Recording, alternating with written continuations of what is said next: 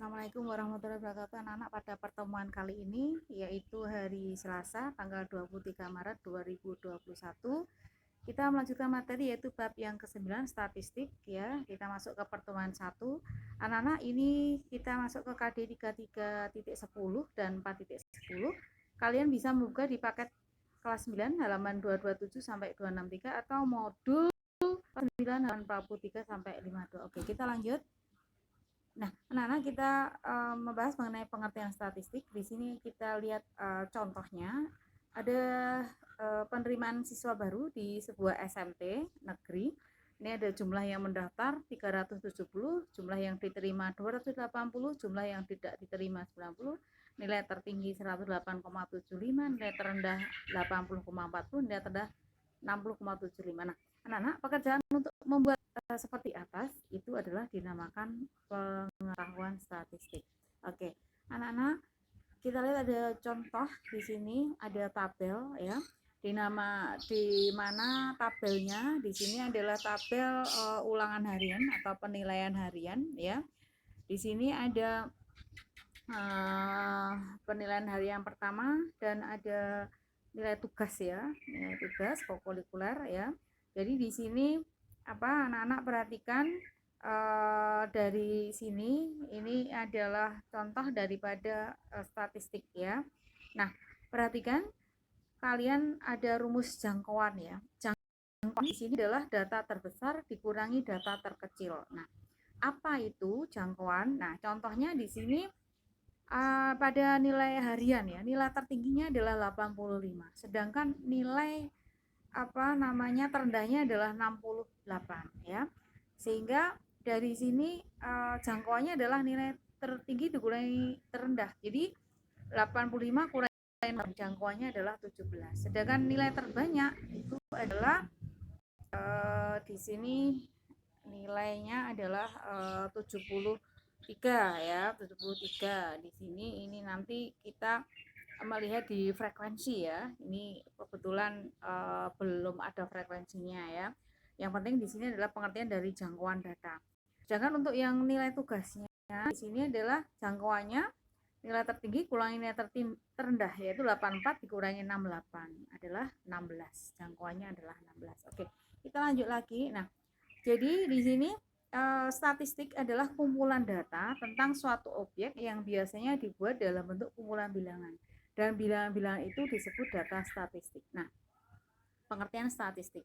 Statistik di sini adalah proses pengumpulan data, penyajian data, pengolahan data, ya, sehingga diperoleh gambaran yang diinginkan dengan tepat tentang suatu kumpulan. Oke, setelah kamu paham mengenai statistik ya, jadi mengenai mengolah data, mengumpulkan data, ya, menyajikan data gitu ya.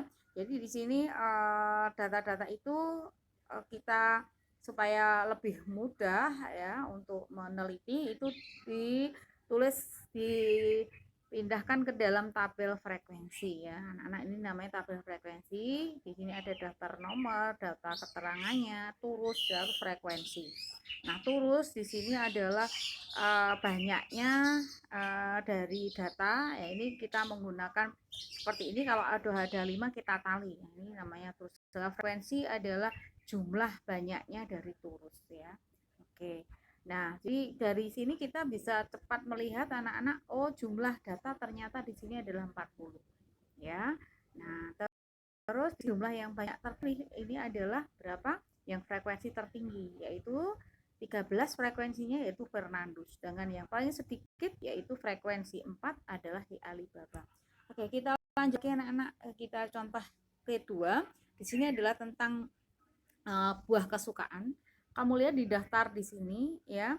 Maka buah kesukaan ternyata di sini ada di frekuensi ada berapa anak-anak? 33 yaitu buah durian. Sedangkan buah yang tidak suka yaitu anak-anak? Yang paling sedikit yaitu pisang dengan frekuensi 16.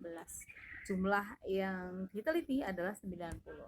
Oke, kita lanjut lagi. Di sini ada data seperti ini ada data mentah ya. Perhatikan kalau ada data mentah seperti ini kita agak kesulitan ya untuk meneliti ya bagaimana nilainya, tertinggi siapa ya dan seterusnya. Nah, Maka untuk lebih mudahnya data ini kita ubah ke dalam tabel data distribusi frekuensi. Oke, kita lihat. Nah, seperti ini anak-anak.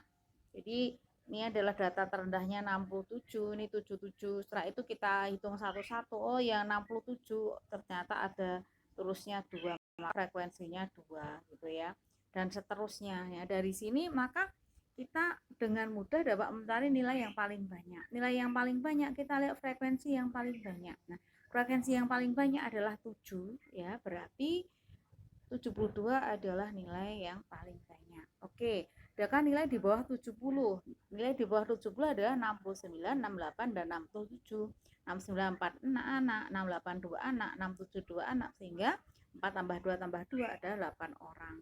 Kamu disuruh mencari yang mendapat nilai dari lebih dari 74. Oh, berarti di sini ada berapa? Yang 75, 4, 76, 3, 771 berarti 4 tambah 3 tambah 1 berarti ada 8 orang. Oke, kita lanjut lagi. Anak-anak, setelah kalian memahami di sini tabel data frekuensi, sekarang kita lanjut ke populasi dan sampel. Nah, anak-anak ini contoh, ini ibu ingin mengetahui rasa sup. Nah, untuk mengetahui rasa sup, di sini ibu tidak harus mencicipi semua rasa yang ada di sup, tetapi kita cukup menggunakan satu aja untuk mencicipi sup. Nah, yang dinamakan populasi ini adalah semua sup yang ada di dalam wadah tersebut, sedangkan yang dinamakan sampel ini adalah satu sendok yang dicicipi. Nah, anak-anak gimana paham mengenai pengertian populasi dan sampel? Oke, supaya lebih mudah lagi kita lihat contohnya ya. Untuk mengetahui jenis tanaman yang cocok di suatu daerah, maka perlu diteliti laboratorium jenis dan zat apa yang terkandung dalam tanah tersebut. Nah, yang dinamakan populasi adalah semua tanah daerah tersebut, sedangkan yang dinamakan sampel adalah sebagian tanah yang dibawa ke laboratorium untuk dicek tersebut. Jadi enggak semua tanah diteliti, tapi cukup sampelnya saja. Contoh selanjutnya, bila kita ingin meneliti tinggi rata-rata siswa SMP Negeri 2 Kali Jambi. Nah, ini kita menggunakan 3 kelas. Nah, berikan contoh sampel yang cocok untuk penelitian ini. Bisakah sampel tersebut diambil dari kelas 9 saja? Gimana jawabannya? Oke, sampel yang cocok kita ambil per angkatan. Jadi kelas 7 kita ambil 1 misalnya 7A, kelas 8 kita ambil 1 8B, kelas 9 kita ambil 1 9C ya. Kalau sampel hanya diambil kelas 9 saja, itu bukan sampel yang baik karena belum mewakili kelompok angkatan dari kelas 7 ya, belum ya. Jadi untuk rata-rata ya kita mencari sampelnya juga harus yang sesuai ya. Jadi tidak hanya sampel, itu harus hati-hati ya, kita lihat menyesuaikan dari datanya. Oke, kita lanjut lagi contoh yang keempat. Di sini kalian misalnya disuruh mencari contoh populasi dan sampel untuk satu tujuan misalnya. Tujuannya adalah meneliti tentang mata pelajaran yang paling diminati di siswa SMP sekecamatan Kalijambi ya. Jadi populasinya adalah siswa SMP negeri sekecamatan Kalijambi. Nah, sampelnya siswa SMP negeri 2 Kalijambi misalnya akan diteliti di SMP negeri 2 Kalijambi. Jadi anak-anak perhatikan dari sini ya, kita dapat mengetahui sampel itu adalah bagian yang teliti lebih kecil ya, sedangkan untuk populasi itu yang lebih besar ya. Nah, anak-anak, ibu kira untuk pertemuan hari ini udah cukup ya, mudah-mudahan bermanfaat. Bila taufiq hidayah, wassalamualaikum warahmatullahi wabarakatuh.